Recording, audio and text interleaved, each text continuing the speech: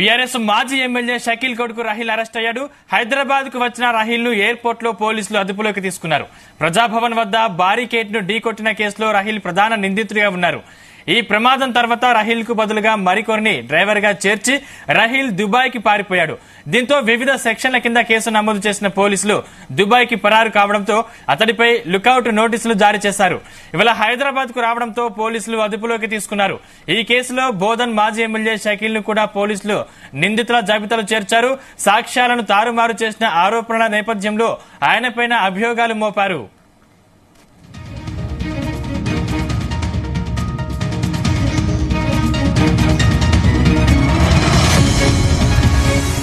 ఈ అంశానికి సంబంధించిన మరిన్ని పూర్తి డీటెయిల్స్ మా క్రైమ్ బ్యూరో చీఫ్ రవితేజ అందిస్తారు. రవితేజ, రాహిల్ ఇటీవలే దుబాయ్ లో తలదాచుకున్నట్టు లుకౌట్ నోటీసు జారీ చేసినా కూడా తను ఏమాత్రం పోలీసుల ఇన్వెస్టిగేషన్ కి సహకరించకుండా తిరిగి న్యాయస్థానాన్ని అప్రోచ్ అవుతూ పోలీసులపైనే తిరిగి ఉల్టా పిటిషన్ దాఖలు చేస్తూ పోలీసుల పనితీరు సరిగ్గా లేదు, పోలీసు వ్యవస్థ అక్కడ లైటింగ్ సరిగ్గా ఏర్పాటు చేయకపోతుందే ఈ ప్రమాదం జరిగింది, ఈ ప్రమాదానికి కారణం పోలీసులే అంటూ కూడా తిరిగి హైకోర్టులో ఒక పిటిషన్ కూడా దాఖలు చేయడం జరిగింది.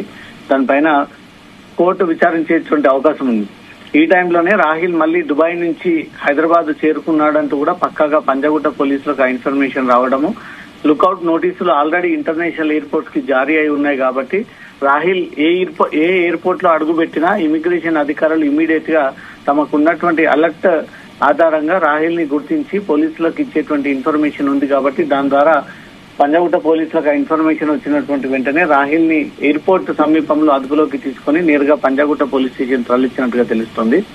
గత కొన్ని నెలల క్రితం ప్రజాభవన్ వద్ద రాహిల్ ట్రాఫిక్ కి సంబంధించినటువంటి బ్యారిగేట్స్ ని ఢీకొనడం, ప్రభుత్వ ఆస్తులని ధ్వంసం చేయడము, దాంతో పాటు తనే డ్రైవింగ్ సీట్ లో ఉండి తనే డ్రైవ్ చేసి కేర్లెస్ గా ఈ ట్రాఫిక్ ఆస్తులని ధ్వంసం చేయడమే కాకుండా మళ్ళీ ఆ కేసులో నుంచి తప్పించుకునే విధంగా వేరే వ్యక్తిని తీసుకొచ్చి ఆ డ్రైవింగ్ సీట్ లో కూర్చోబెట్టి ఇతనే రోడ్డు ప్రమాదం చేశాడంటూ కూడా చిత్రీకరించి దానికి కొంతమంది పోలీసులు సహకరించి ఆ వ్యక్తిని మార్చేసి వేరే వ్యక్తిని అమాయకుడిని ఈ కేసులో ఇరికించేటువంటి ప్రయత్నాలు చేసినందుకు అంశం అంతా కూడా పోలీసుల ఇన్వెస్టిగేషన్ లో బట్టబయలు కావడంతో దీనికి ఎవరైతే స్కెచ్ వేసి మొత్తం తారుమారు చేసేటువంటి ప్రయత్నం చేశారో పోలీస్ అధికారుల సైతం కేసులు నమోదు చేయడము, తన తండ్రి షకీల్ పై కూడా కేసు నమోదు చేయడము, రాహిల్ పై కూడా కేసు నమోదు చేయడము, తండ్రి కొడుకులు ఇద్దరు పరారీలో ఉండడము, ఈ కేసులో తారుమారు చేసేందుకు ప్రయత్నించినటువంటి బోధాన్ సిఐ ప్రేమ్ కుమార్, షకీల్ అనుచరుడు అబ్దుల్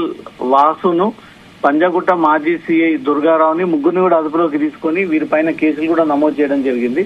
షకీల్ గతంలో కూడా రాహిల్ చేసినటువంటి రోడ్డు ప్రమాదానికి సంబంధించి రోడ్ నెంబర్ 45 లో గతంలో ఒక వ్యక్తి కూడా చనిపోయాడు. ఆ వ్యక్తి విషయంలో కూడా రాహిలే డ్రైవింగ్ చేసి ఉన్నాడు. కానీ అప్పటి పిఆర్ఎస్ ప్రభుత్వం ఇన్ఫ్లుయెన్స్ యూజ్ చేసుకుని షకీల్ రాహిల్ ప్లేస్ లో వేరే అతన్ని డ్రైవర్ గా సమకూర్చి ఆ వ్యక్తిని రిమాండ్ చేయడం జరిగింది. ఆ కేసులో కూడా కేసు సాక్ష్యాధారాలను కూడా తారుమారు చేసి రాహిల్ ని తప్పించారన్నట్టు కూడా ఇటీవలే వెస్ట్ జోన్ డీసీపీ ఆ కేసుని రీఓపెన్ చేసి మళ్ళీ ఇన్వెస్టిగేషన్ కూడా ప్రారంభించారు.